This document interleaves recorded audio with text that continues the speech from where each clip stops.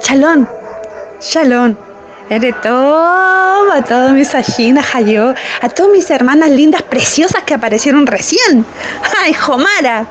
Apareció Jomara, Verónica, ¿no es cierto? Bueno, Marta, Patita, que está recién operada, Toñita, nuestra Antonia, nuestra única Antonia, las dos patitas que hay acá, Ruth, un beso, Rutita. Bueno, y a todos mis hermanos que están, ¿no es cierto?, acá. Es importante saber en qué mundo nace Yeshua. ¿Qué estaba pasando en ese momento? Es muy importante. Es importante saber cuánta escuela habían. ¿Y cuándo nace? ¿No es cierto? ¿Cuándo nacen los fariseos? Porque antiguamente no existían los fariseos. ¿Sí? Primero están los saduceos, después los fariseos, después los esenios y al final los celotes. Así es. 4 grupos básicos que hay que tratar de memorizar, amados. Vamos. Cuando hablamos, ¿no es cierto? Cuando hablamos de la aparición de Yeshua en el siglo I, estamos hablando de que había todo un mundo, amados. Todo un mundo. Imagínense que en ese tiempo eran 5 millones de judíos. Y solamente 2,5 millones estaban en Jerusalén. El resto estaban todos repartidos por todos lados, especialmente en Egipto, en Alejandría. Miren para dónde se fueron. ¿Sí? ¿Por qué? Porque ya desde hace mucho tiempo estaba muy mala la economía.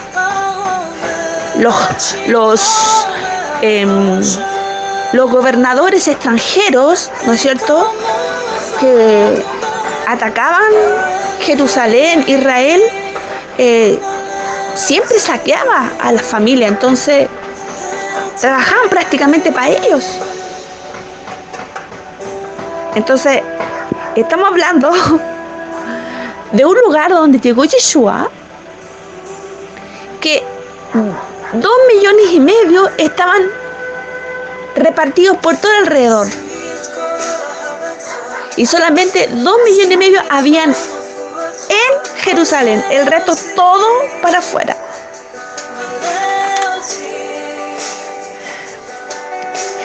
El 50%, amado, de los judíos ya vivía afuera por diferentes causas, aspectos económicos. Se iban de Galilea, se iban de Israel porque no había trabajo. Se iban a Siria, a Grecia, Asia Menor. Y este proceso, amado, de ir saliendo de Judea, de ir saliendo de Galilea, comenzó 2 siglos antes. Porque, amado, para que se juntaran 2,5 millones de judíos alrededor de los países, tiene que haber pasado un proceso bien grande. Yo digo por la cantidad de repartidos de la diáspora. Imagínense que solamente en Alejandría,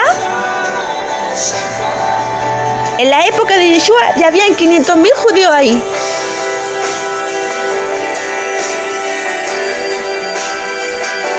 Alejandría era un lugar de 1 millón de habitantes.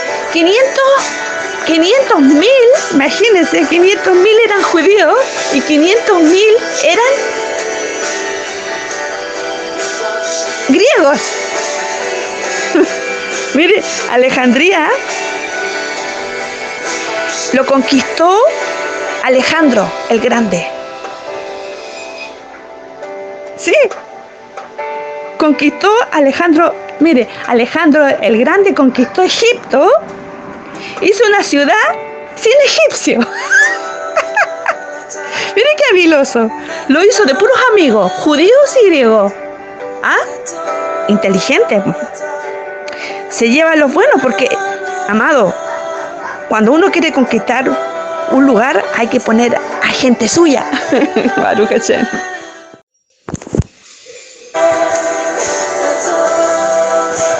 Amados, los saduceos era la clase más alta, el grupo de más poder.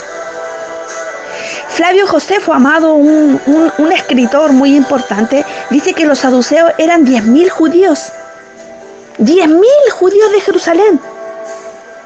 De 5 millones es una gran parte. Eran 10.000.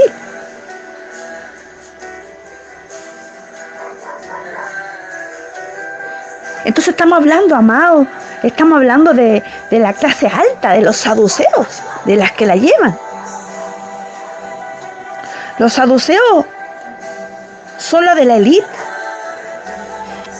¿Y sabe usted que el Sanedrín estaba compuesto por una minoría de fariseos? La mayoría, amados, la mayoría era saduceo.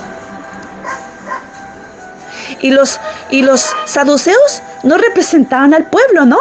Los saduceos representaban sus propios intereses. Y la minoría de fariseos que había representaba a la mayoría del pueblo. Imagínense, amado, que los saduceos son la élite económica, política y religiosa que dominaba el parlamento judío del Sanedrín. Un parlamento que en ningún momento, amado, era democrático. Mire, el parlamento era la imposición de las familias más ricas que estaban en el Sanedrín. El Sanedrín, amado, no representa al pueblo judío. Eso es una mentira. Ellos no representan a nadie, amado. Ellos representan sus propios intereses. Están ahí para dejarlo bien en claro de que estaban solamente por su dinero, amados, cuidando sus intereses. Entonces, amados, en el Sanedrín había una minoría de fariseos que representaba a la mayoría de los fariseos, y había una mayoría de saduceos que representaba a la minoría de los saduceos. Básicamente el Sanedrín no representaba en ese tiempo a la generalidad del pueblo judío, amados. Eso es Sanedrín. Eso es el Sanedrín en ese tiempo. Mire, los saduceos decían que las escrituras debían leerse de forma literal. Y al leerlo, la Torá literalmente, no veían al Mesías. Por lo tanto, ellos no creían en el Mesías. Porque leían de forma literal. Los profetas, los salmos y escritos no lo tenían al mismo nivel que lo tenemos nosotros, porque ellos pensaban que los 5 primeros libros de la ley eran superior a todos. Ellos decían, ¿dónde Moisés nos dice que tiene que venir el Mesías? Todo eso es un invento. Eso decían los saduceos. ¿Dónde está la resurrección de los muertos? ¿Qué dice el Génesis? Dice, del polvo eres y al polvo volverás. Así decían. Aquí, amados, en este grupo hay muchos saduceos. Mire, ellos decían, esta es la única vida que hay y no hay otra más.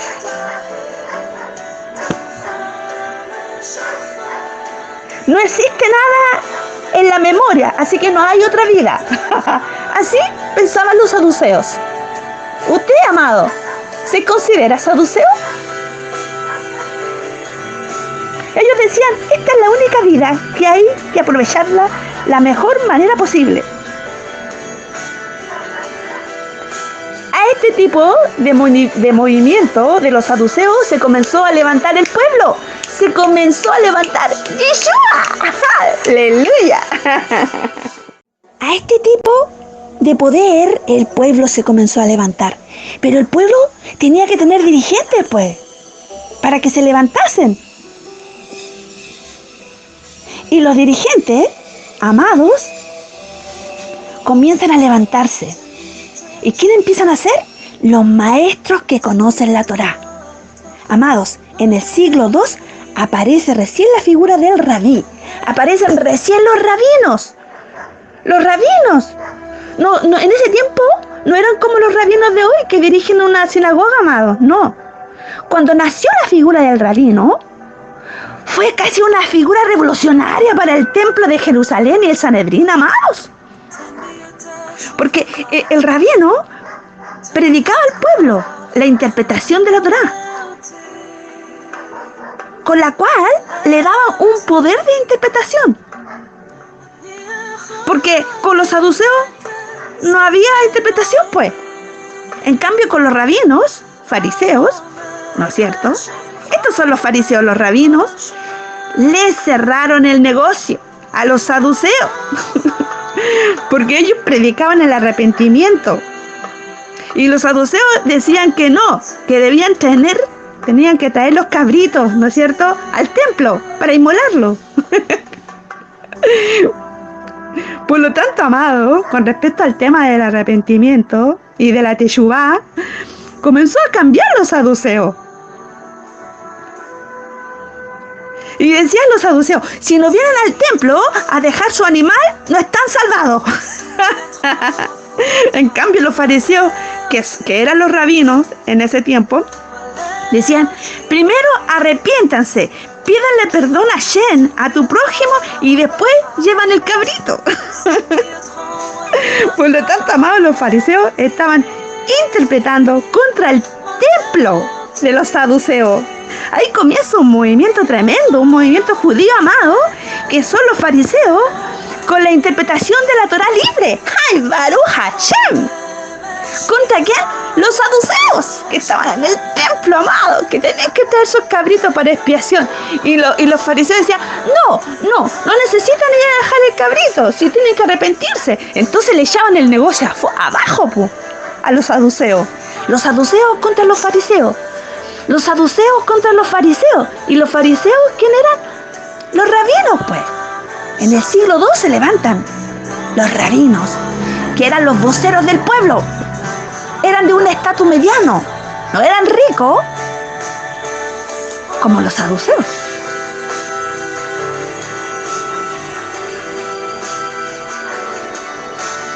Cada rabino, amado, comienza a instalar en su propia ciudad donde iba, creaba un sitio de reunión que le llamaban sinagoga. Y comienza a crearse sinagogas en todas partes, amados. Ya el judío no tenía que ir hasta Jerusalén a matar un cabrito. ¡Ay! Así que hubo un problema muy grande, amado. Un problema tremendo. El judío, en su sinagoga, en Atenas, en Asia Menor, en Alejandría, podía orar y quedarse donde vivía. No tenía necesidad de ir a Jerusalén. Esto es el movimiento fariseo rabínico. Los que van a interpretar la Torá, y este movimiento llega a la siguiente interpretación, amados. Dice, va a venir un Mesías que nos va a salvar de todos estos corruptos, saduceos. Y después decía, va a destruir todo lo que va a imponer, va a destruir todo y va a imponer paz universal. Amados, los fariseos creían en la resurrección y en la inmortalidad del alma. ¡Aleluya! Y decía, ahora la sedacá, las ofrendas, ¿no es cierto?, y los diezmos no van más al templo. Ahora van a la comunidad. Y de ahí, amados, esto es muy interesante, porque de ahí, amados, es que la iglesia protestante, la iglesia evangélica, la iglesia católica, empieza a pedir el diezmo. Así es. Tanto fue el revuelco, amados, que el movimiento fariseo comienza a aparecer, del siglo VI antes de Cristo comenzó este movimiento.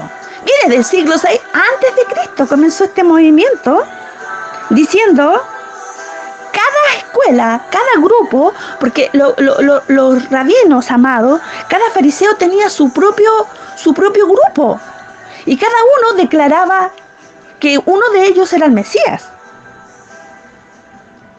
Así ellos trabajaban, así eran. Decían, este es el verdadero Mesías, y elegían al más sabio de su grupo. Y habían toda esa cantidad, amados, 29 Mesías se postularon en ese tiempo y ahí estaba Yeshua. Esa es la historia, tienen que conocerla. La gente piensa, amado, que apareció Yeshua y que fue el único que fue proclamado. No, tienen que ir a la historia detrás. Amado, cada 3 años aparecía un grupo judío que decía, este es el Mesías de Israel. Cada 3 años. Y ahí están los saduceos. Los saduceos aparecen en contra de Yeshua. ¿Por qué? Porque van en contra de toda proclamación mesiánica dentro del movimiento fariseo. Si un rabino proclamaba Mesías, eso no era un problema religioso, era un problema político. ¿Por qué político? Porque si alguien venía, ¿no es cierto? Si venía alguien a proclamarse rey de Israel, tenían que todos los sacerdotes del Sanedrín salir, pues. ¿Y quiénes eran los que estaban ahí? Los saduceos. Pues los saduceos no querían que viniera nadie a sacarles del puesto. Eran los más ricos, tenían poder, se estaban haciendo ricos. ¿No le parece conocido eso? Todos los países, amados nuestros, están llenos de saduceos que se hacen ricos. Eso es. Entonces no eran en ese tiempo un problema religioso, amado. No, en ese tiempo era un problema político proclamarse rey de Israel. No como nos hace creer hoy por hoy Roma. Por lo tanto, como problema político, el Mesías, si se declara rey de Israel, podía levantar al pueblo judío en contra de Roma y en contra de los saduceos. Entonces era un peligro público. Tenemos un conflicto muy grande con los judíos que siguen, ¿no es cierto?, al movimiento fariseo. Así comienzan los fariseos. Así se proclama esto. Empezaron a levantar, ¿no es cierto?, a alguien que supiera de la ley para representar al pueblo. Y aparecen los esenios, también otro grupo más, que piensan igual que los fariseos. Piensan en la resurrección, en la inmortalidad del alma, piensan en la libre interpretación. Sin embargo, los esenios tienen 2 cosas diferentes a los fariseos y por supuesto a los saduceos. No creen en el diezmo, creen en el 100% de los bienes. ¡Wow! Esto ya cambia, amado. ¿Quién quiere ser del grupo? ¿Ah? ¿El 100% de los bienes? ¿Ah? ¿Cómo? Claro, si quieres ser del grupo, tiene que ser el 100% de los bienes, o sea, dedicado totalmente a la obra. Dedicado totalmente al prójimo, pero con todo. Por eso, Yeshua, ¿qué le pide al joven rico? Amado, eso es ser esenio. Eso es ser esenio. Ahí podemos encontrar en el Mesías de Yeshua que lo vinculan al movimiento de Qumrá, porque en el movimiento de Qumrá, amado, ahí se descubrió este movimiento de los esenios, de los sacerdotes. Otra cosa muy importante que tenían los esenios, ellos creían en el fin del mundo. Ellos entendían que el reino debía venir ya, ahora. Y sí eran apocalípticos. Lo que hacían los esenios, amados, lo que hacían ellos, lo que estaban haciendo era luchar automáticamente para que el reino se instale. Ya.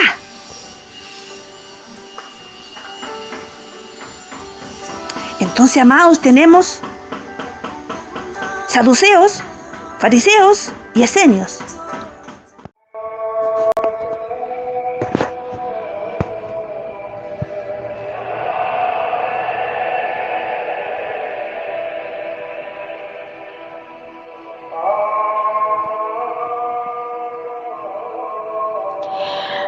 Bueno, continuamos entonces con los celotes, ¿no es cierto? Tenemos entonces los saduceos, fariseos, esenios, y a esto le agregamos el cuarto grupo, que eran los celotes, o las celotas.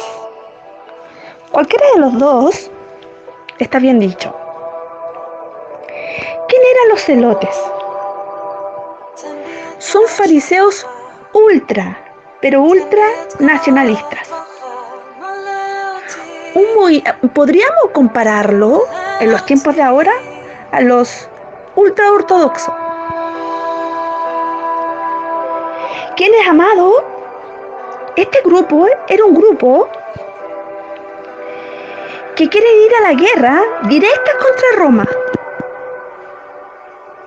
¿Por qué? Porque ellos se están dando cuenta, ¿no es cierto?, que Roma tiene el poder y está helenizando a su gente, a los jóvenes, a los niños. Está colocando sacerdotes nuevos, gente nueva, está trayendo sus propios sacerdotes, ni siquiera son del linaje. A esos son, ¿no es cierto?, que Yeshua ataca. No está atacando a los fariseos ni los sacerdotes que son del linaje, no, está atacando a los que fueron puestos por Roma. Miren, esto es muy importante que lo tengan en cuenta, porque alguien se les va a acercar y le va a decir, no, si Yeshua dijo, salgan de aquí escribas y fariseos, sí, pero ¿qué tipo de escribas eran? ¿Qué tipo de sacerdotes eran a que Yeshua le estaba diciendo? No eran a los judíos. No. Era a los que puso Roma. ¿Cómo Yeshua, un judío ortodoxo, se va a ir en contra de su mismo linaje? ¿Cómo se va a ir en contra de la misma Torá? ¿Cómo se va a ir en contra de los sacerdotes, de los patriarcas? Es imposible. Entonces, amadas, queridos talmidim, talmidot, estudiantes de Torá, es muy importante tener en cuenta esto al momento de que alguien les diga esto.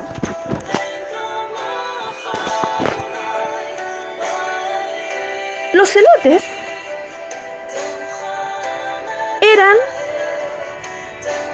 fariseos ultra nacionalistas. Hoy por hoy vendrían siendo, ¿no es cierto?, los ortodoxos, ¿no es cierto? Mire, quiero contarle que ellos no querían saber nada de Roma y estaban en contra de los saduceos. Peleaban, eran revolucionarios, estaban en contra de los saduceos. Mire, era una especie de terrorismo, un terrorismo urbano. ¿Sabe qué usaban ellos? Ellos usaban una sicá. ¿Qué es una sicá? Era como un cuchillo de esos redondos, que era chiquitito, y que de ahí viene la palabra sicario, de sicá. Mire, de ahí viene esa palabra, viene de Judá del siglo I. Y todo lo que ha durado esa palabra hasta acá, ¿se ha fijado?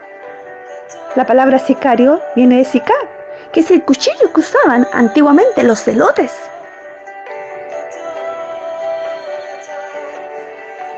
La presa especial de este grupo reducido terrorista, ¿cierto?, eran los romanos. Esto era realmente una guerra santa, amados. Prácticamente, si un grupo de estos celotes, ¿ya?, iban caminando y encontraban a un saduceo, lo mataban. Si veían a un romano, lo mataban. Ellos se encargaban de eso. Ellos querían eliminarlo. Todos les tenían miedo. Eran celosos de la ley. Súper celosos, amados. ¿Se acuerda de Pinjas? Pinjas vio, ¿no es cierto?, una pareja que estaba teniendo relaciones cerca del templo. ¿Qué hizo? Le tiró una lanza y los mató a los dos. Algo así era un celote. Acá vemos muchos grupos grandes de Israel. Pero ahora viene algo muy, pero muy importante que quiero que entiendan. Los fariseos no eran un grupo compacto, o sea, no todos pensaban igual. De nuevo, le explico. Los fariseos no son un grupo, o no eran un grupo, y tampoco lo son ahora, un grupo compacto, ¿ya? Porque no todos, ¿no es cierto?, pensaban en ese tiempo igual. Cada rabino tenía su escuela. Escuchen bien, cada rabino tenía su escuela. Por lo tanto, habían dos grandes escuelas fariseas del siglo I, antes de que apareciera Yeshua. Son la escuela de Hillel y la de Shammai.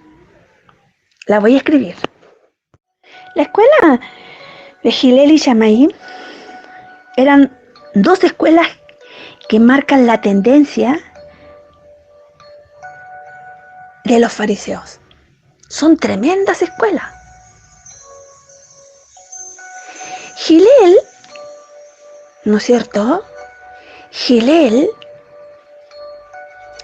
es pariente de Gamaliel.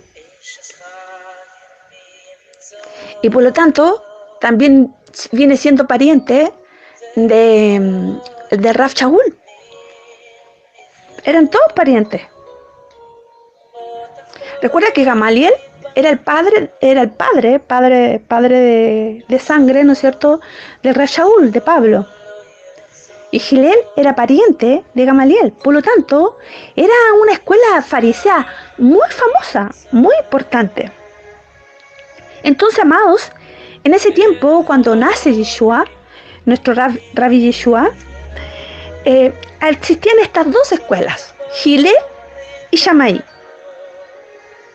¿Ya? Estas grandes escuelas que fueron creadas por fariseos. Por fariseos, no por saduceos, fariseos, ¿ya? Entonces hablamos, ¿no es cierto?, que estas dos escuelas de Hillel y Shammai estaban en contra, ¿no es cierto?, de los saduceos.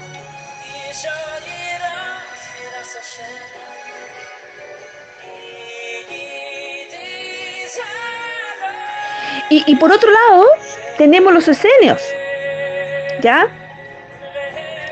Tenemos los esenios que se van a las montañas, ¿no es cierto? Y tenemos los celotes, que son violentos. Miren todo esto. Quiero que se vayan imaginando esto. Para poder entender la historia es muy importante que me pongan atención. Los fariseos, amados, como estaba diciendo, no son un grupo compacto, ¿ya?, sino un movimiento muy grande de gente que pensaba diferente. Porque cada rabino interpretaba la Torá a su manera. Cada rabino interpretaba la Torá a su manera.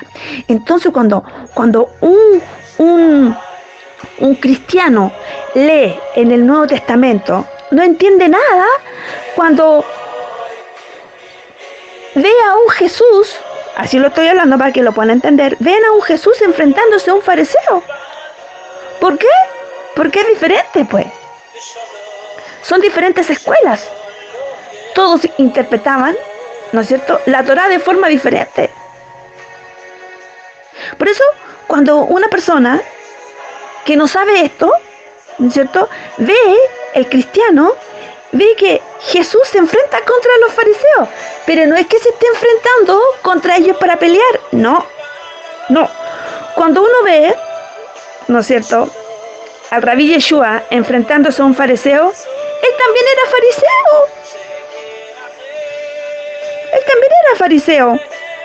Él solo se enfrentaba a un fariseo que eran diferentes porque hacían otra interpretación de la Torá. Por eso hablaban diferentes. Por eso siempre usted va a estar viendo judíos que están discutiendo. Y siempre va a haber, mire, una pregunta va a ser respondida de 3, 4, 5 formas, porque los fariseos son así. Los judíos son así. Entonces, no es que los fariseos estén en contra de Yeshua. No es que Yeshua esté peleando con ellos. No, es solo que están buscando la mejor interpretación de la Torá. Tenemos que irnos al contexto histórico. Tenemos que irnos y ponerlo en el lugar de ellos. Jamás usted lea la Torá poniéndose en su lugar como occidental, jamás. Usted tiene que sumergirse en el personaje de cada uno. Y eso es lo que estamos haciendo de que usted se meta en el personaje. Seguimos. Usted se va a encontrar, por lo tanto, todo el Nuevo Testamento, todo el Brit Hadashah, es un libro profundamente judío de un gran debate intelectual basado en la Torá, basada en la halajá, en la jurisdicción de la Torá. Lo que encontramos en la Torá, en el Nuevo Testamento, es el movimiento fariseo, ¿no es cierto? Es un movimiento fariseo y son los grupos de Hillel y Shammai. ¿Cuál es la diferencia entre Hillel y Shammai? Veamos. Si los dos son fariseos, pero ¿cuál es la diferencia de unos con otros?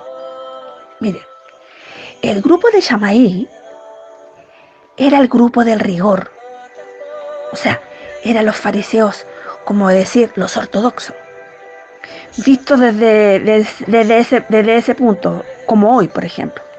Ellos piensan que hay que descansar en Shabbat. Y si hay un enfermo, que se muera. Porque es la voluntad de Hashem. Por lo tanto, si hay que circuncidar ese día y justo el 8º día, no se puede hacer. No se puede curar a nadie. O sea, Dios te ayude en Shabbat.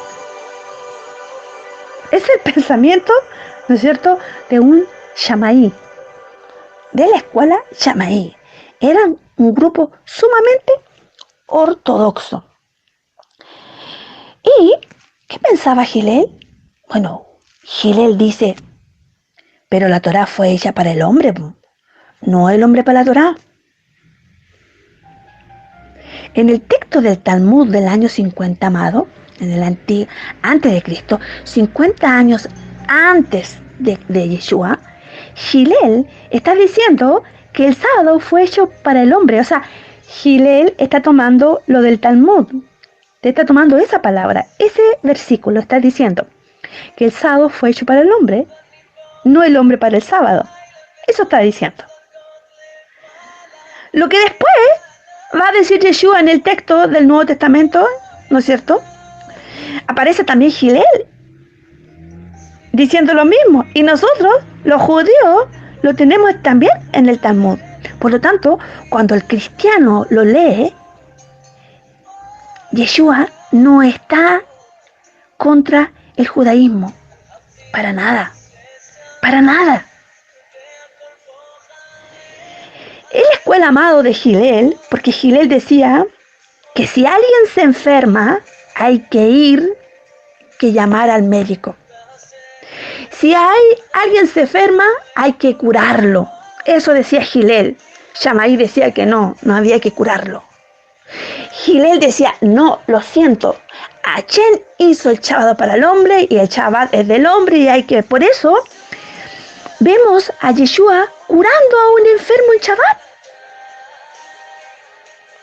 Porque había la escuela, ¿no es cierto? La escuela de Shammai atacando a los fariseos de Hillel, porque hay una mitad de fariseos que sí dice que hay que curar en Shabbat, que sí dice que hay que ir a hacer cosas por lo demás, pero están los Shammai, una escuela de fariseos que dice que no hay que hacer nada, que si la persona se va a morir, que es porque Hashem permite que se muera. Entonces vemos dos pensamientos totalmente diferentes. Por eso Yeshua curaba en Shabbat. Y otros le decían que no se podía hacer. Y otros decían que sí. Y ese es el debate intelectual que había, amados. Esta es una copia, ¿no es cierto? Unos años después, ¿ya? Los mismos debates entre los años 60, 70, 80 años, antes de Shammai, ya había comenzado, amados. Esto venía hace mucho tiempo. Estamos hablando del año 60, 70, 80 años. Antes, amado. Esto ya era un tremendo debate. El discutir algo normal. Y el que tenía más bases ganaba. Así de simple, amado. Y la gente quedaba maravillada, pues, amado. Entonces, nos vamos a encontrar con un pensamiento de Yeshua muy interesante. Miren, yo les voy a decir por qué. Porque yo pienso que es un pensamiento muy interesante. Cuando nosotros analizamos la misericordia y de que cuando él ve a la adúltera, no la está matando. A la adúltera le está aplicando la ley flexible de Gilel, porque él tiene misericordia. Pero cuando va al tema del divorcio, Yeshua, ¿qué dice? Dice que solo por adulterio. Entonces, solamente el adulterio es que separa y que las personas se tienen que divorciar. Entonces ahí vemos a un Yeshua muy riguroso. ¿Y por qué? Porque cogía una de Gilel y otra ley de Chamaín. O sea, él elegía una ley de Gilel y en la otra usaba una ley de Chamaín y otra de los esenios. Cuando le pide el diezmo.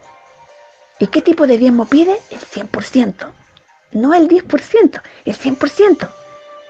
Por lo tanto, cuando aparece Yeshua, no lo podemos encajar en ninguna escuela. ¿Por qué?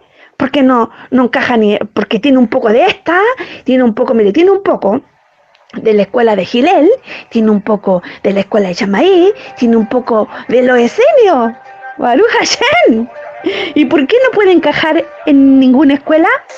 Porque él está creando su propia escuela, amados.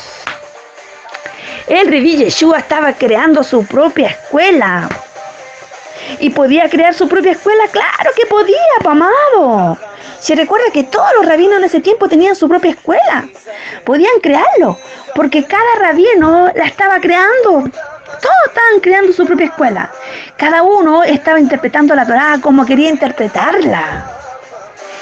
El problema, amado, no era la interpretación.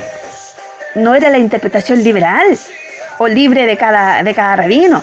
El problema de cada rabino es que su grupo manifestaba nomás, o decía, este es el Mesías, y ahí se le venía encima toda la política. Inmediatamente aparecían los saduceos. Mire, mientras tanto interpretaban la ley, no importa. Pero si hablaban de Mesías, hablaban de Mashiach, aparecían. Porque ese era el problema, amados. Ahí es donde entra el problema político. Pero mientras el rabino interpreta, nadie le molesta. Mientras el rabino interpreta la Torá, nadie lo molesta. Pero mientras diga, este es el Mesías, ay, ay, ay. Olvídese. Entraba inmediatamente la política. Eso es lo que sucedía en Judea en el siglo I cuando apareció Yeshua. Ese es el contexto histórico, amados, para que se lo vayan más o menos, ¿no es cierto?, concientizando. Mientras el rabino interpretaba y nadie le diga que era el Mesías, todo estaba tranquilo. Si todos interpretaban, ¿no? Y todas las escuelas tenían un Mashiach, ¿no es cierto? Pero bueno, entonces ahora ya que sabemos, ¿no es cierto? Ese es el movimiento en que se está desenvolviendo en nuestro Rabí Yeshua.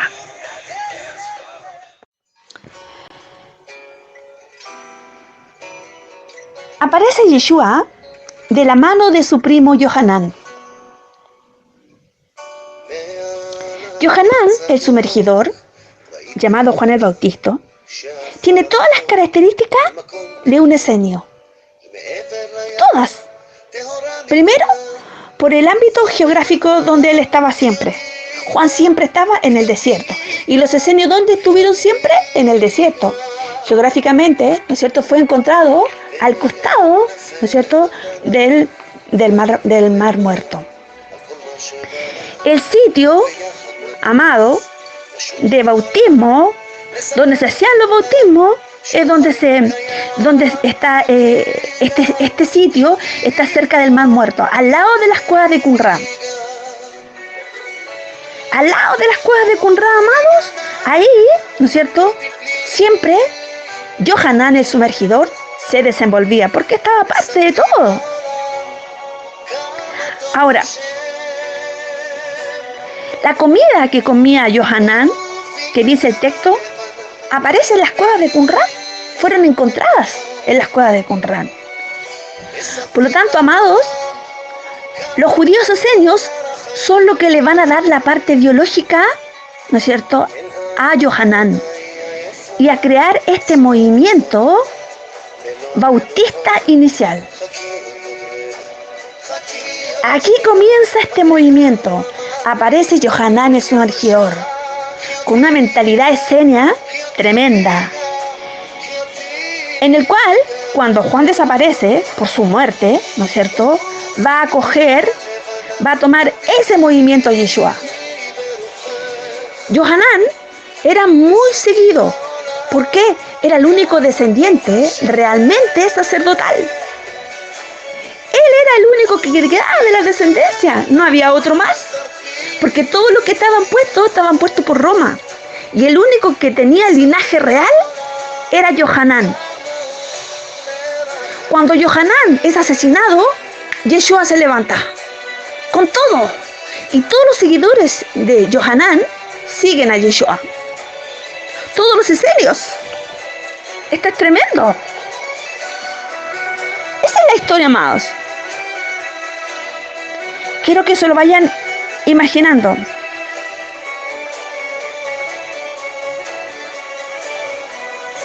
Por lo tanto, entonces, amados, los judíos esenios son los que le van a dar la parte biológica, ¿no es cierto?, y van a crear este movimiento bautista inicial, ya de sumergir, por el cual, cuando Juan desaparece, Yeshua lo toma.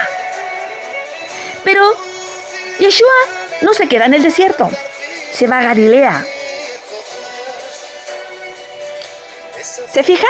Porque si él perteneciera a los esenios, se quedaría en el desierto. Él estaba creando su propia escuela. Él decide irse geográficamente a Galilea. Un cambio geográfico totalmente diferente. Cuando nosotros leemos, amados, en la Torá, nosotros leemos y vemos a Juan, y vemos a Johanán, y vemos a Yeshua, piensan que están predicando al mismo tiempo, y no están predicando al mismo tiempo. En el contexto histórico están en lugares diferentes. En lugares diferentes. Cuando se van a sumergir, antes de entrar a fiestas, antes de entrar a cada fiesta, antes de entrar al templo, las personas se sumergen. En cada fiesta, ellos se sumergen, se limpian. ¿Sí? Lo hacen en todas las fiestas, todos los años. Cada 3, 4, 5 veces al año se sumergen. Cosa totalmente diferente que enseña el cristianismo. El judaísmo es totalmente diferente. Qué interesante, ¿eh?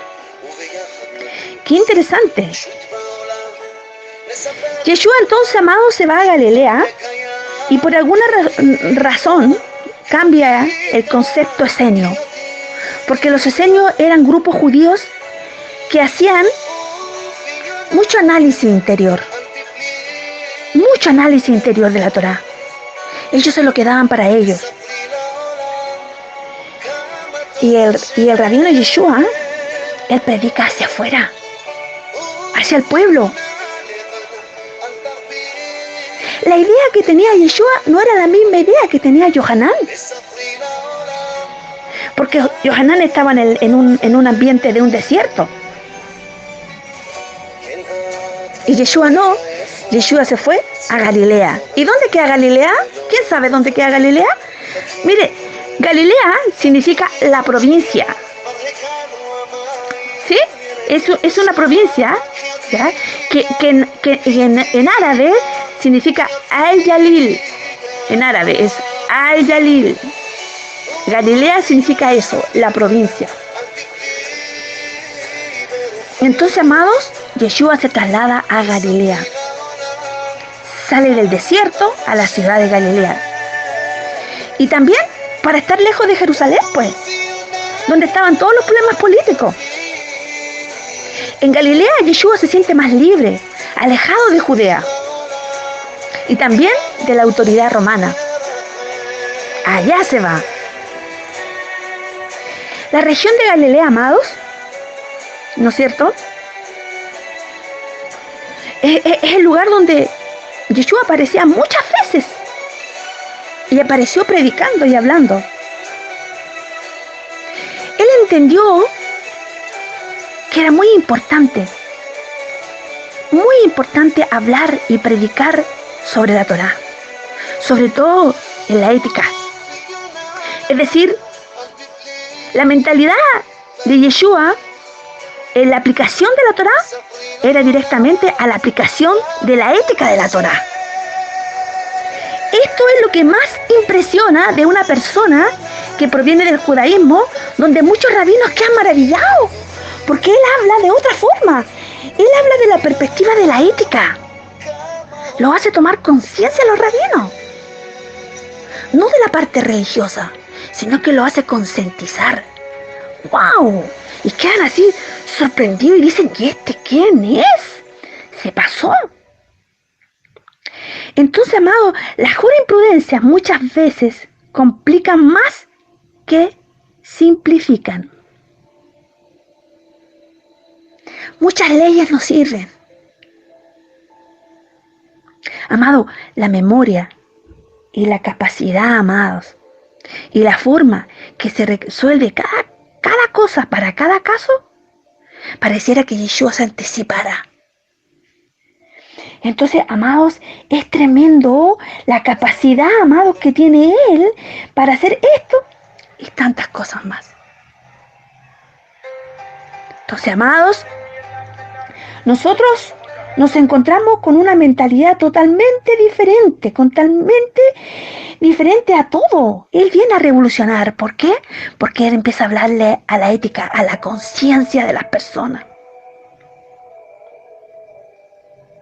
La memoria que tiene y la capacidad de mantener los versículos en su mente.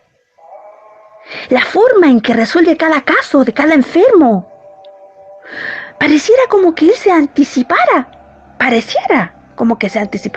Ante la resolución de cada caso. La metodología de nuestro Rabí Yeshua era sumamente judía. Sumamente judío. Porque a todo responde con otra pregunta. Y un judío hace eso. A todo responde con una pregunta. Y eso Yeshua lo hace en todo momento. ¿Por qué? ¿Por qué Él respondía con una pregunta? Porque la pregunta cierra la pregunta. Perdón, la respuesta cierra la pregunta. Si yo te respondo algo a ti, ya te dejo respondida. Pero si yo te respondo con una pregunta, la respuesta con pregunta se vuelve a preguntar. Una respuesta con pregunta se vuelve a preguntar.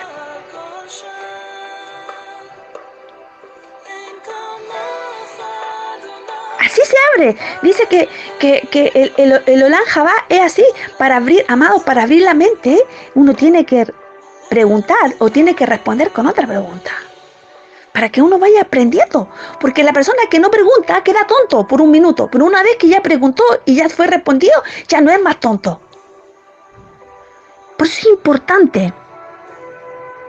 Cuando tú respondes a una pregunta, se cierra la pregunta. Porque la respuesta queda cerrada. Pero cuando la respuesta es una pregunta, se vuelve a preguntar. Hay un chiste judío que dice, ¿y por qué los judíos preguntan tanto? Y le responden, ¿y por qué no? ¿Ves? ¿Y por qué no? Esa es otra pregunta. ¿Qué es un judío? Es un intercambio intelectual. Hay muchos casos increíbles en la interpretación práctica, amado, de la Torá. Es como ir al núcleo central cuando uno lo discute.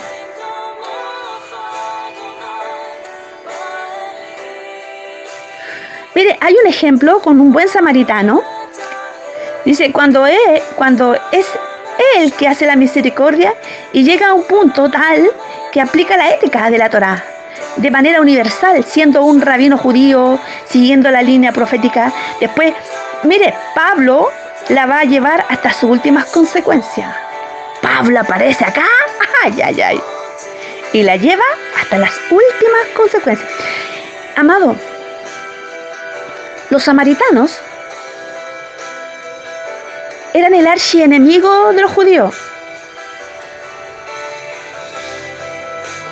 Sí, los samaritanos eran enemigos de los judíos, porque mucha gente odiaba a los judíos, y uno de ellos era Samaria. Con los samaritanos, amados, no había una buena relación. De hecho, un samaritano tiene prohibido que un judío entre a su ciudad. ¿Sabía eso? Sí. Un samaritano tiene prohibido que un judío entre a su ciudad. Yeshua sufre una persecución antisemita.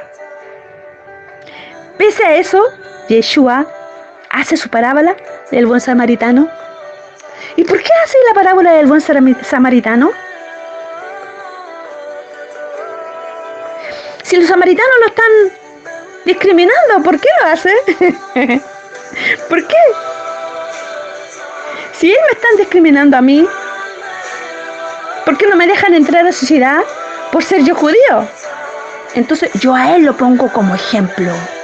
Yo a él en la parábola lo coloco como modelo.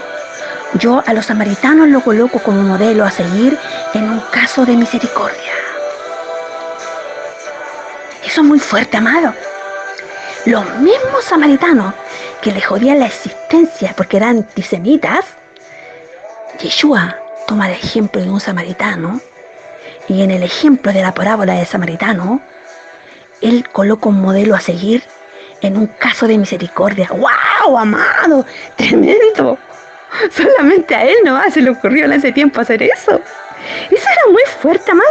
Eso es mucha sabiduría. Es como que usted tiene un enemigo, ¿no es cierto? Y sabe que es malo. Pero justo está hablándole a alguien y le da un ejemplo de una persona buena y pone a ese enemigo que tiene. Cuando usted sabe que es malo, pero igual lo pone como bueno. ¿Cómo se siente el enemigo? Bien, pues. Eso es lo que estaba haciendo Yeshua. Estaba elevando a los samaritanos. Estaba siendo sabio. Encontramos también en el alajá, en las enseñanzas de Yeshua, puntos muy importantes relacionados no solamente con la justicia social de Isaías, sino también en el terreno político, ¿no es cierto?, y las denuncias políticas. Por ejemplo, cuando da vuelta las mesas de los cambistas, lo que está haciendo él ahí, está haciendo una manifestación política tremenda. Que el templo se está usando como un centro de corrupción. Y como fariseo que era él está en contra de esa corrupción. Eso es un movimiento político. Me están llamando. Voy a tener que cortar. Perdón. Sigamos, ahora sí. Llamados. Entonces quedamos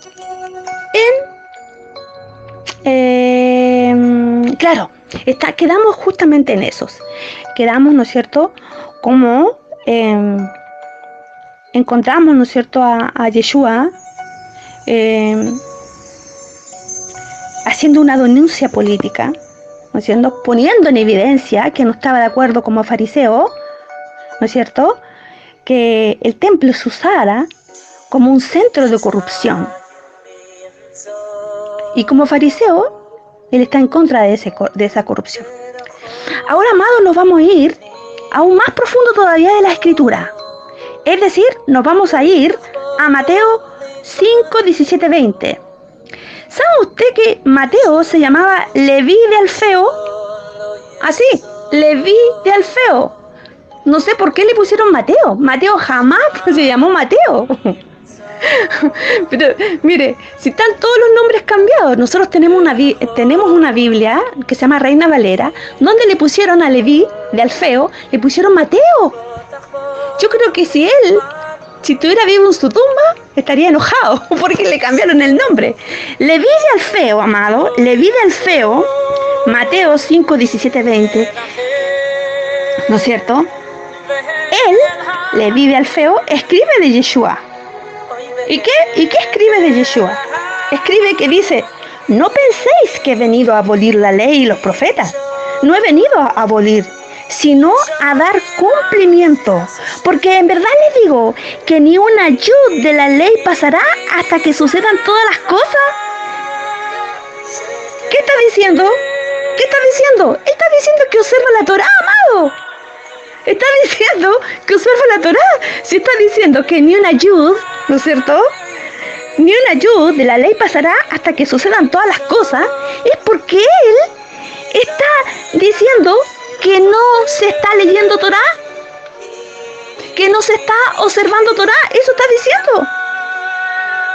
¿A dónde está la ley de Cristo de la Edad Media? ¿A dónde está la Trinidad? ¿A dónde está? ¿A dónde? La inobservancia de la ley, ¿a dónde está? ¿Está hablando de la ley? No está hablando de la Trinidad. Él está diciendo como rabino que viene a observar la ley, viene a enseñar la ley. Y lo está diciendo en el Nuevo Testamento. Ya hay más de 2.000 millones de cristianos que lo leen. Y no se dan cuenta. Pero ¿qué leen ahí? A ver, ¿qué leen ahí cuando están leyendo? Están leyendo un rabino de la ley, un Jesús que no cumple con la ley, como dice ahí. Están leyendo lo que le dijeron que tenían que leer. Están leyendo con una mentalidad occidental, donde le han puesto en la cabeza que Jesús, ¿no es cierto? No está con la ley.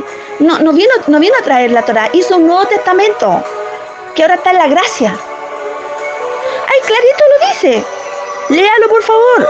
Esto está en Mateo 5, del 17 al 20. Él está diciendo como rabino que viene a enseñar la ley, a observar la ley, porque son términos que se utilizan antiguamente, ¿no es cierto? Que son diferentes a los que nosotros tenemos, porque tenemos otra cultura, estamos más avanzados. Es como, por ejemplo, hoy día todos sabemos que para tener relaciones sexuales decimos tener relaciones sexuales. Antiguamente se decía conoció, y Adán conoció a Eva. Se utiliza el término conocer, yadá. En cambio hoy nosotros decimos relaciones sexuales. Bueno, acá lo mismo. Dice que él viene a observar, a enseñar, a mostrar la ley. ¿Por qué? Porque nos está mostrando la ley.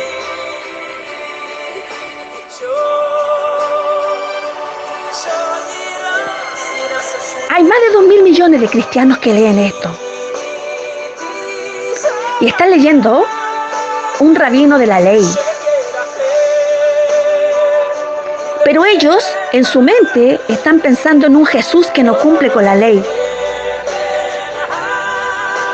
Yeshua, como rabino judío, está diciendo que viene a enseñar la Torá, porque la Torá no está siendo observada, no está siendo enseñada. Entonces aquí hay algo que no cuadra, pues, amado. Mire Mordejai, Marcos. Le pusieron Marcos, pero se llama Mordejai. Mordejai ben Yohanan. Ahí, ¿qué es lo que dice Marcos? Rabí, ¿cuál es el principal mandamiento de todos? ¿Y qué dice Yeshua? Escucha Israel, Adonai uno es. ¿A dónde está la Trinidad? ¿A dónde está la Trinidad? Amado, la Trinidad lo inventaron los concilios. 4 siglos después. ¿Y sabe qué concilio? Los concilios romanos. Cualquiera podría decir, hey, no sé, cualquiera podría poner lo que quisiera, amado, porque en 4 siglos se demoraron en ponerlo. Mire, escuche, hay un códice del año 1946.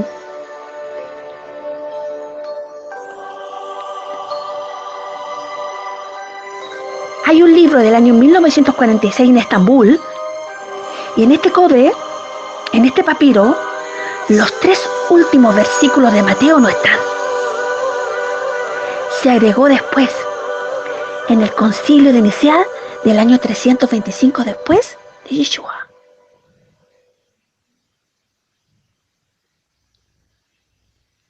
¡Qué tremendo! Tremendo, pero cierto. Tremendo, pero cierto.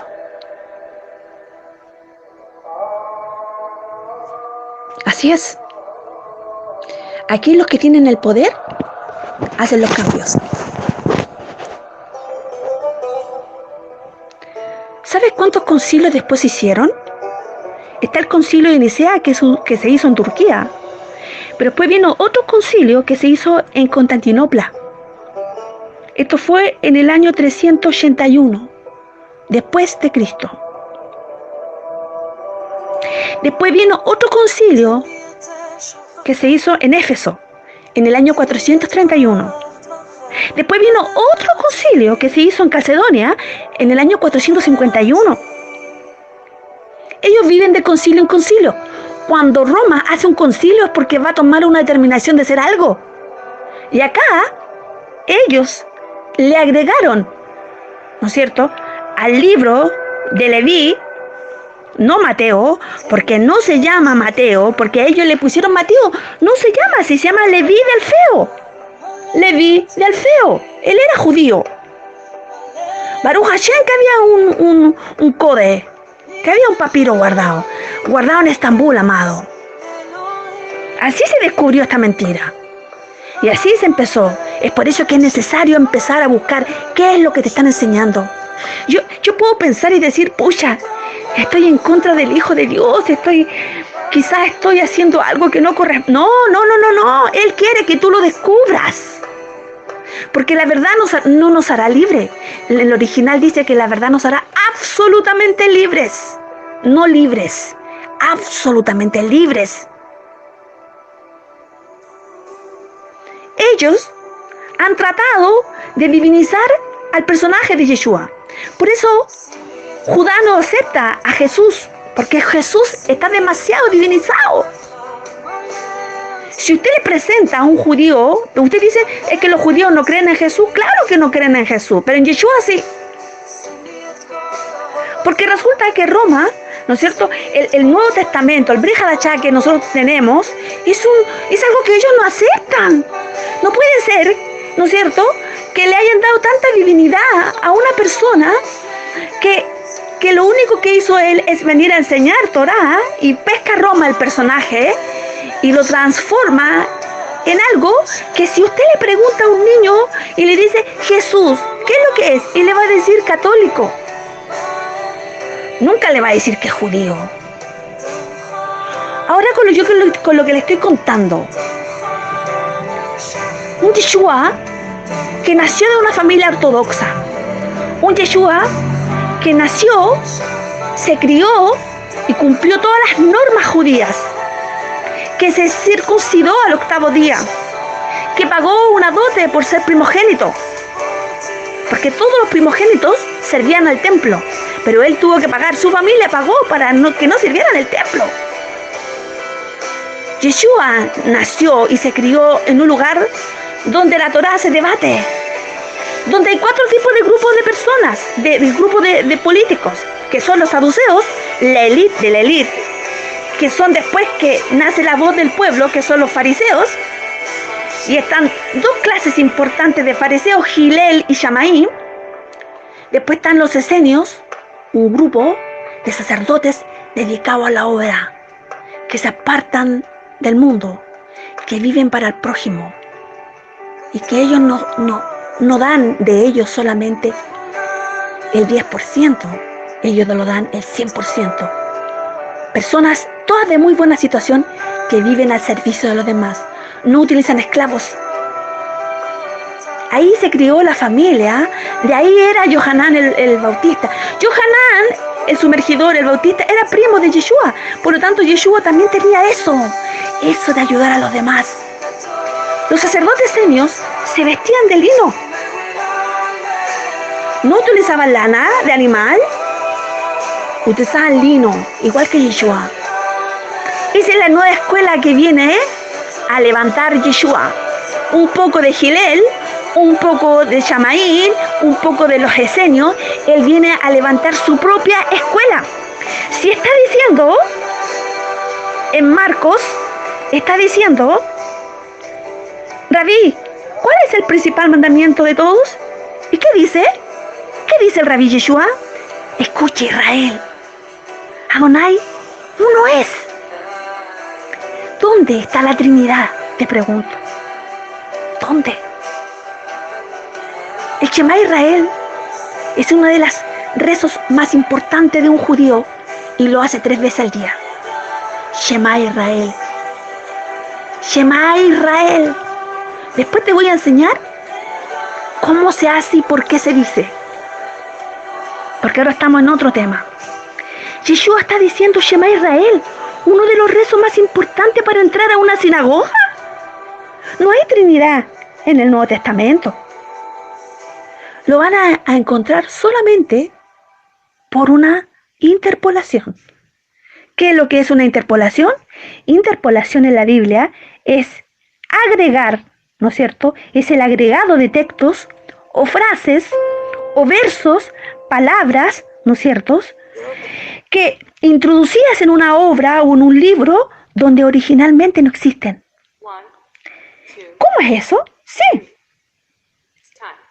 Interpolación en la Biblia es el agregado de textos, frases, versos, palabras introducidas en una obra, en un libro donde originalmente no existe. ¡Qué tremendo! Pero así es. No hay certeza, amado, de que el autor haya puesto eso. ¿Por qué? Porque en el original no sale. Vamos a Juan 3:22. Sigamos. Quedamos en Juan 3:22. Cuando se encuentra con la Ferofenicia, ¿la salvación de dónde viene? La salvación viene de los judíos. Es increíble, amado. ¿Podemos decir que miente uno? ¿Que miente Marcos? ¿Le vive al feo, perdón? ¿O que miente que miente Marcos? ¿O que miente Juan? ¿Cómo? Está bien que mienta 1, 2, pero 3, amado. O sea, ¿están mintiendo todos? ¿Todas las versiones están malas?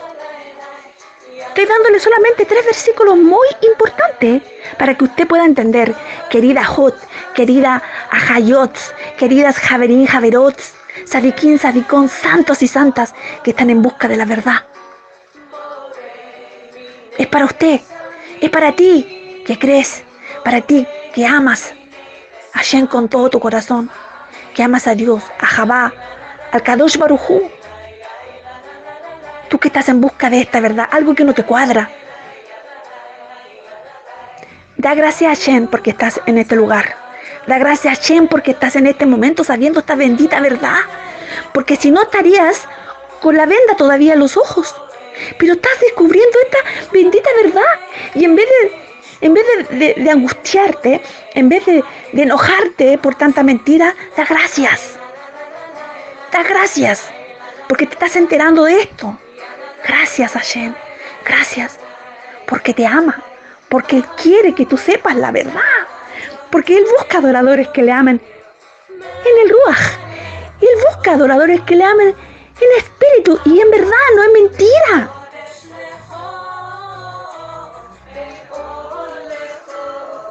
Yeshua pensaba como judío. Y lo que estaba aplicando era la Torá. El texto canónico ahí me está diciendo que hay un judaísmo oculto, amado, que es el judaísmo de Yeshua, el judaísmo de Jesús, donde Jesús, para que lo puedan entender bien, manifiesta una observancia de la Torá.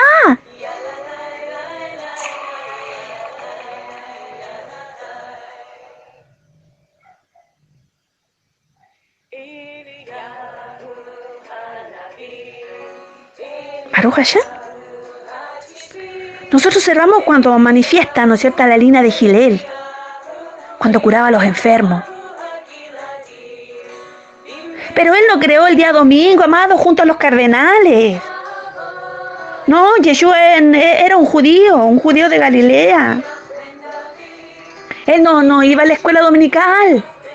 No existe la escuela dominical, amado, es toda una mentira. No, es que el primer día de gloria. ¿Qué primer día de gloria? Si no sabes interpretar, amado, hay que saber de historia, hay que entender la cultura de cada país.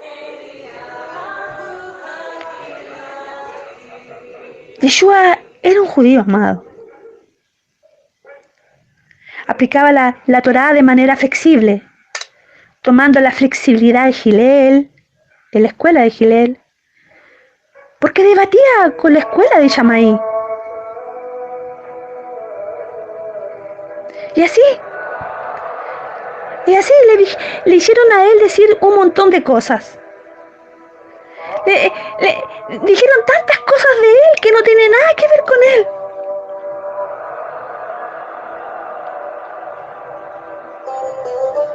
Todo esto viene de la teología católica.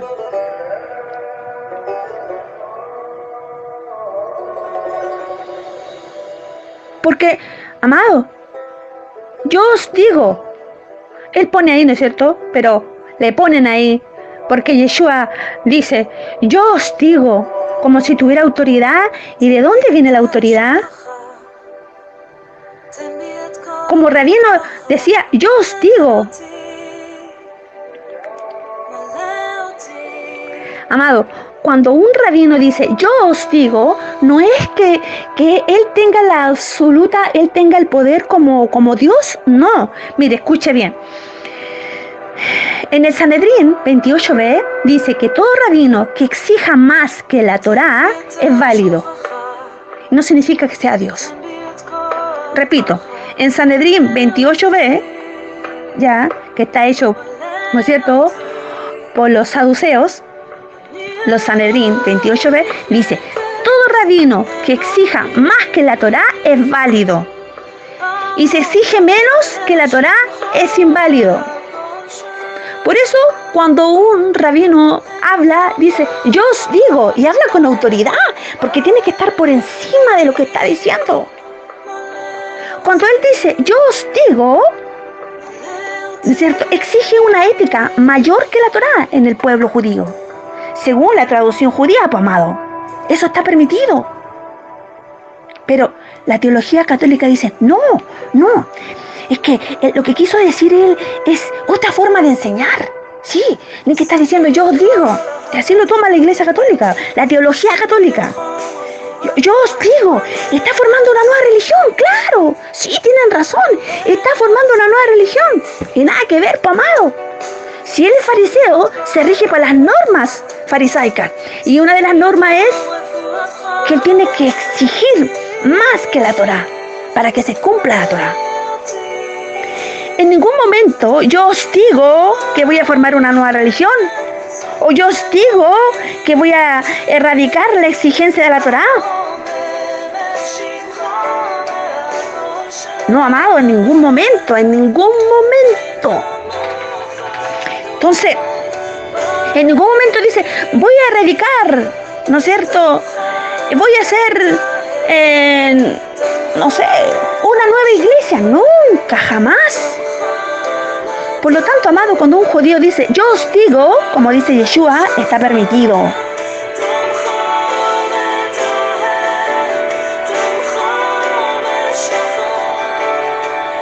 Mire, hubo un autor protestante en el año 1956, Bultmann. Bultmann dijo, Jesús fue el único rabino que supo usar las potencias positivas del judaísmo. ¡Aleluya!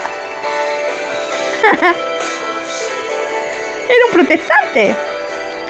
Así dijo, Jesús fue el único rabino que supo usar la potencia positiva del judaísmo. La teología católica, amado, lo ve como el único rabino que supo usar las potencias. El único rabino, así lo pone la teología católica, el único rabino, como que si no hubiera más.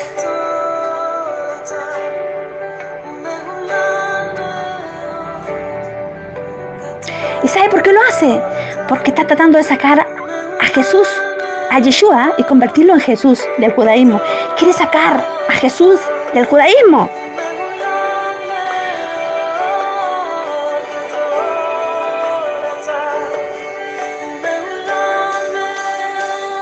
A la Iglesia Católica no le gustaba Yeshua.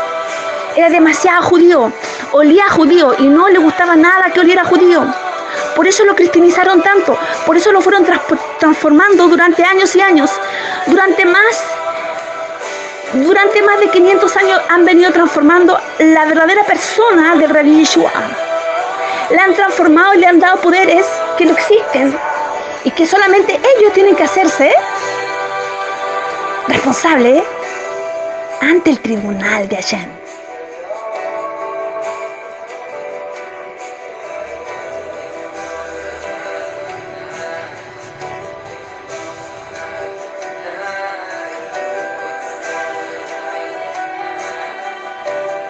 ¡Qué tremendo, amados! ¡Qué tremendo! Eso es.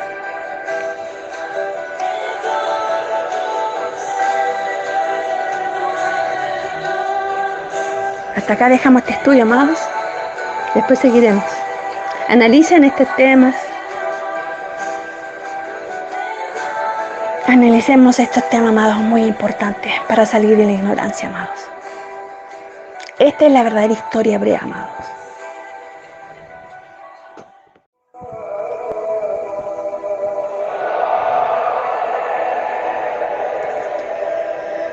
En cada generación en el mundo judío se levanta alguien con características de ser el Mesías.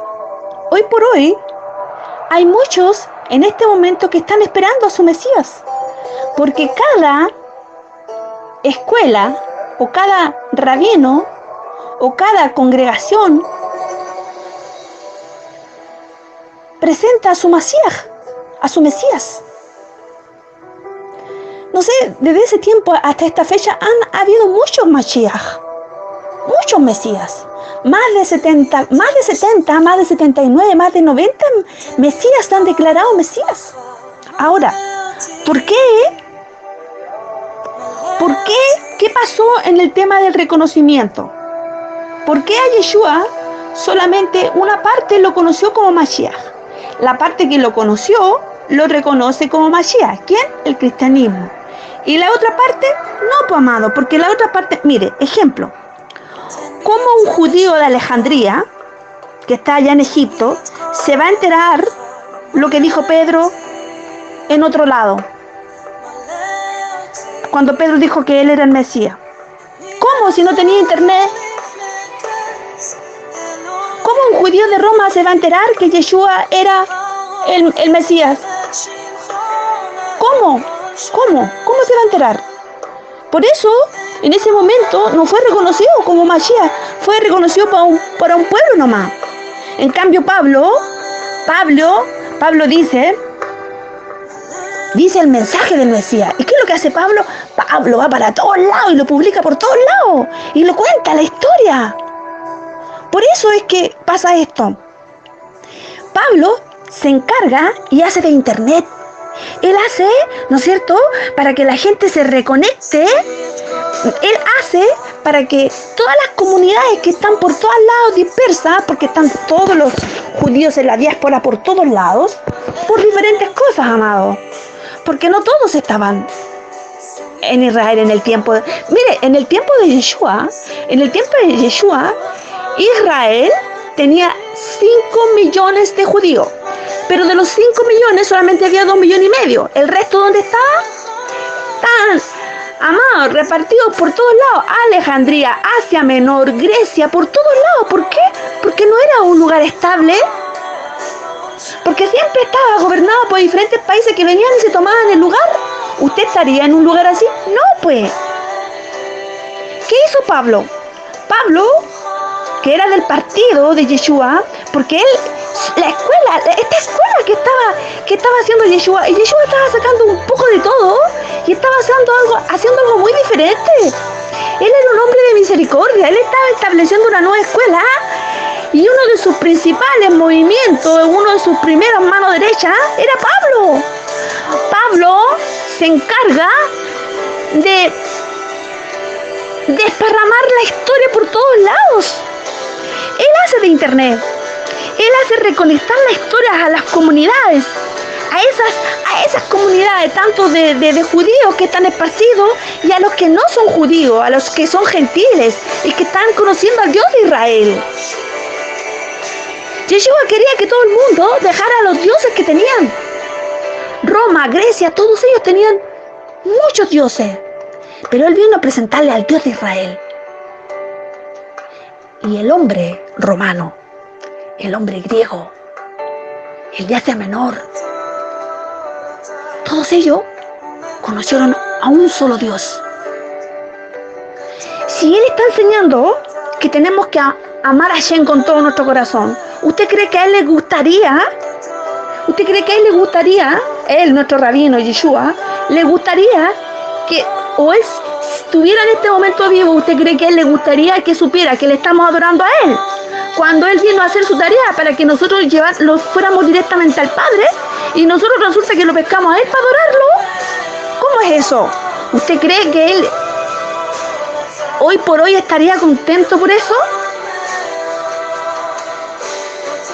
Él decía, no es mi doctrina, es la doctrina que me enseñó mi Padre, que está en los cielos, y es que también es mío, porque también es mi Padre. Digo mi Padre, no significa que yo soy hija de Dios. Yeshua dijo, en tus manos encomiendo mi espíritu. No dijo, en mis manos encomiendo mi espíritu. Esta doctrina que yo os enseño no es mía, es la de mi Padre.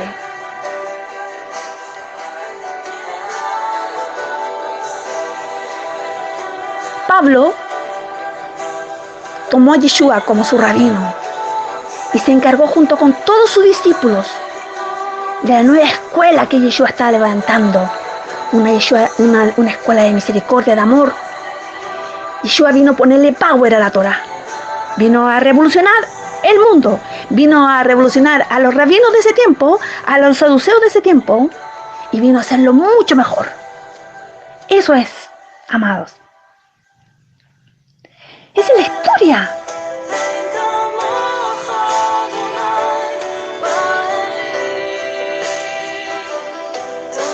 Un judío de Alejandría, amado, jamás se hubiera enterado lo que Yeshua pasó, porque estaba en Alejandría.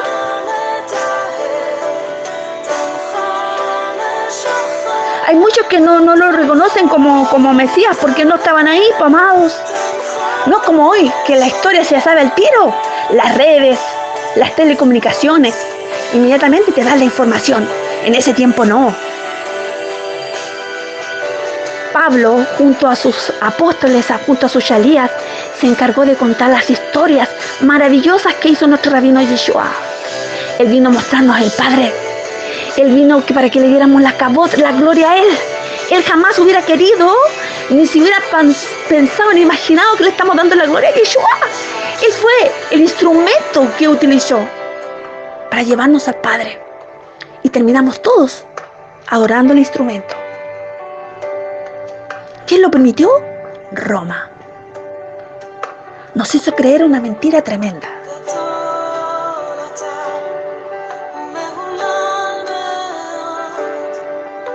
Estamos en la era mesiánica, amados. Estamos en la era la era mesiánica. La visión del judaísmo, amado, es una respuesta a la era mesiánica.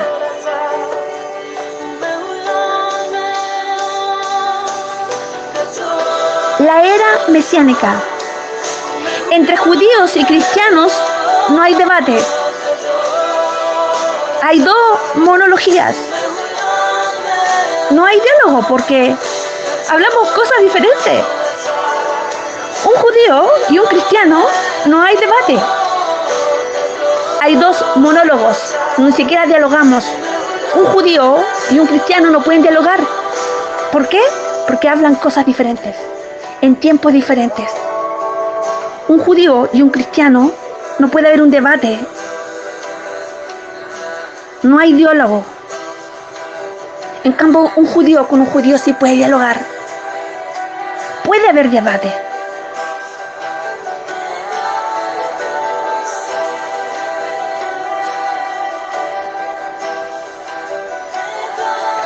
persona cristiana me va a decir, yo te voy a convencer de que Yeshua es el Mesías, de que Jesús es el Mesías. ¿Quieres ser salvo? ¿Qué me dice eso? ¿Qué me dice?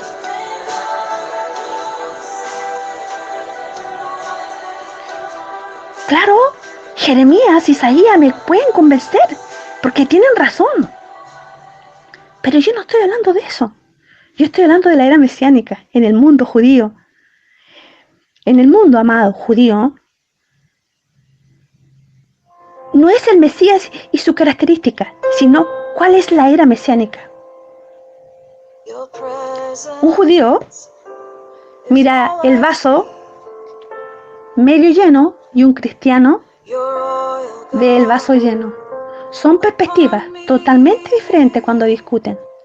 Lo que tenemos que llegar nosotros es llegar a Hashem, a Dios, a nuestro Abba Kadosh, a darle la kabod, la gloria a Él, y dar toda rabá a nuestro Ribí, a nuestro maestro, Yeshua, que nos trajo la Torá.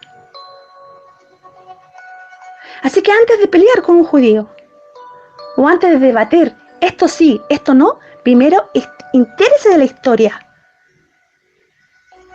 Cuando dos personas no se ponen de acuerdo es porque están hablando cosas diferentes. La interpretación que uno le da es totalmente diferente a la interpretación.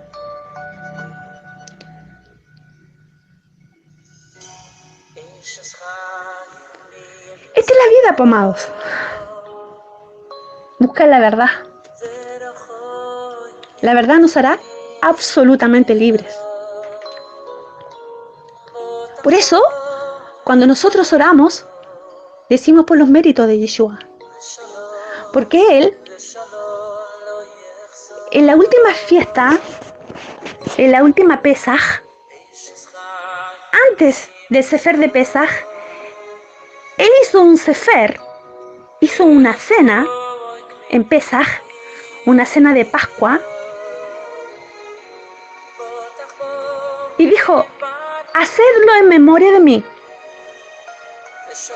Así dijo. Por lo tanto, nosotros, cuando leemos un evangelio o leemos algo del Brit Hadashah, lo decimos por los méritos de Yeshua, no en el nombre de Yeshua. ¿Por qué? Porque Él tiene méritos de sobra para vernos acercados al reino de Hashem.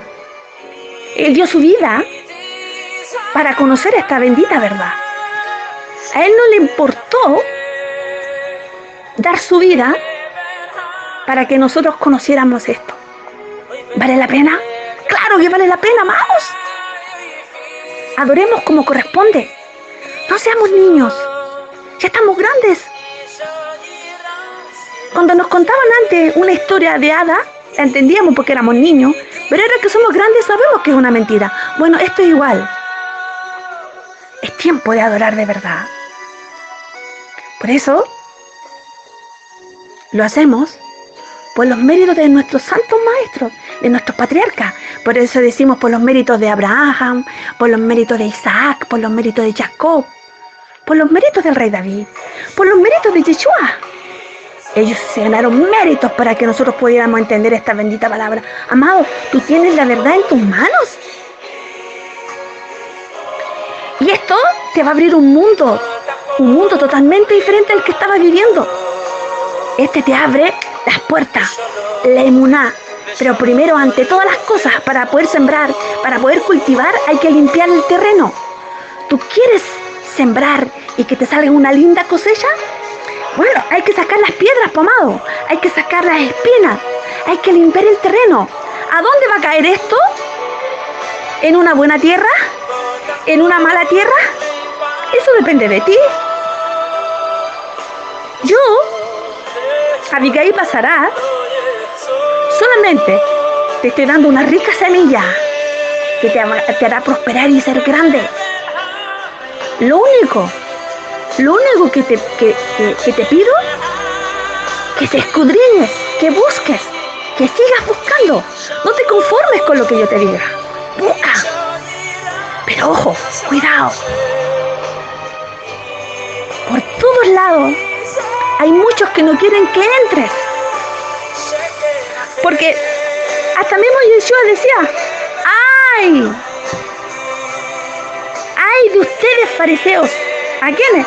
Porque no dejan vivir y no entran al reino de los cielos y tampoco quieren dejar a que entren a otros. No es así. Yeshua nos vino a mostrar al Padre. Él nos vino a llevar directamente al Padre. Baruch Hashem. Shalom, shalom.